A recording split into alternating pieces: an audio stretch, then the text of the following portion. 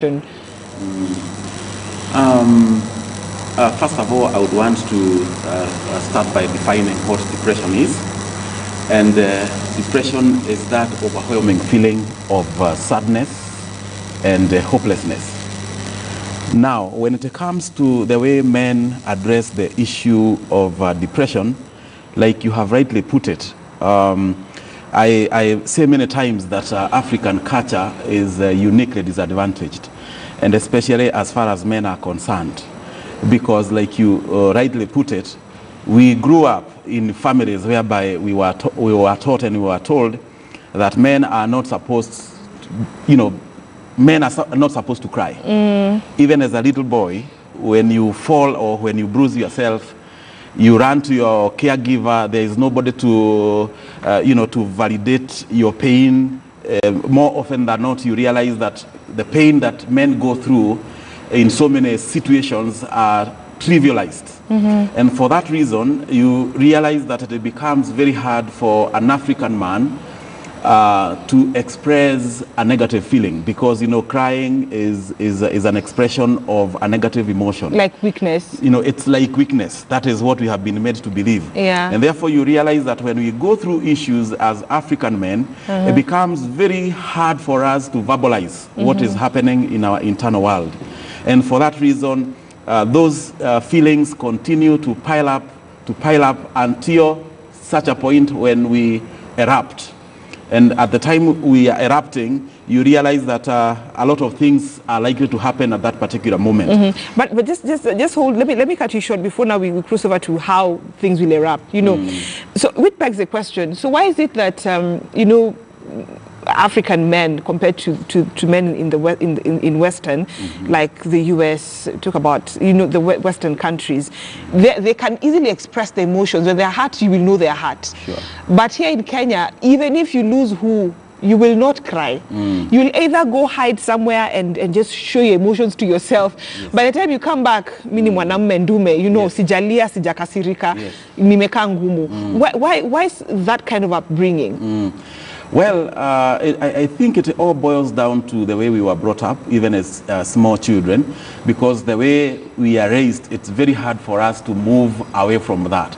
And as you say that, I am reminded that in the year 2007, I lost my own mom, who was so dear to me. And I, had to be strong, maybe for others.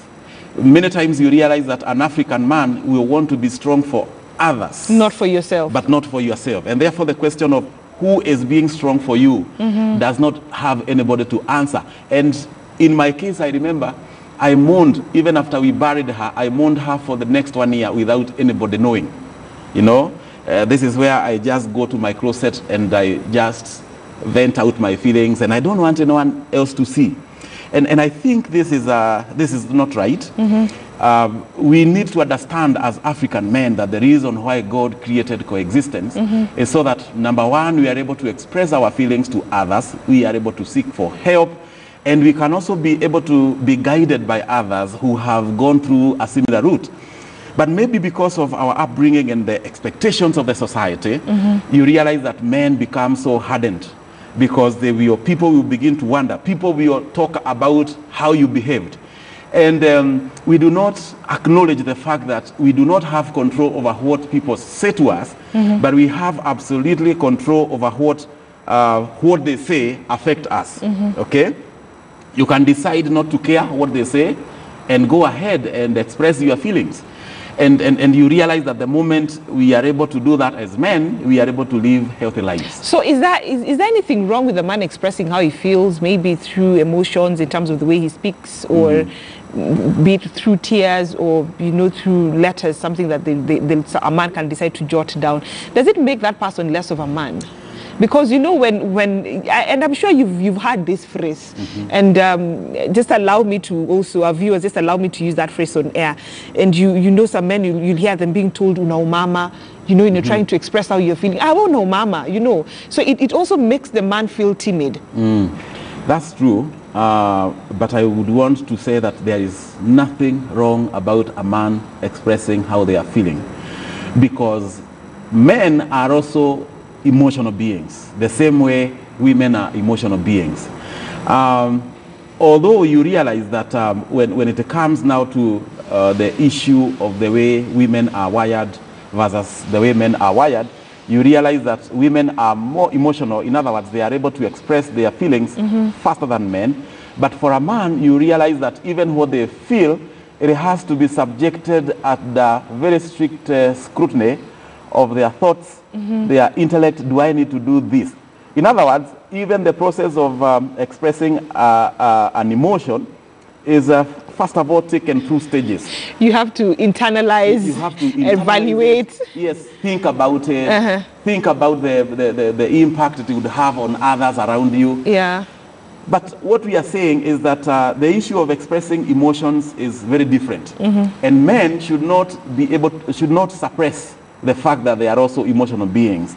And it is important for them to deliberately allow themselves to be vulnerable in the place of maybe their spouses or their loved ones. So how do you make yourself vulnerable as a man? You make yourself vulnerable by acknowledging the fact that it doesn't make you less of a man by expressing what you are feeling. And therefore, the moment you express your feelings to the people who are around you, you realize that you are able to get help. But unlike when we are suppressing and we are piling up issues, you realize, somebody said that hurt people hurt others. So the moment you are not able to express what you are feeling, you are likely to even bleed on others. And this is what we really want to avoid, because I think, and I know that maybe we shall be talking about that later. This is the reason why you realize a man will just run away from home, and the next thing you hear is that he has hanged himself. He has done all manner of things because of something that he's not able to, to express. And this reminds me of one of the many cases that I had of this man who came to me and he told me, I have lost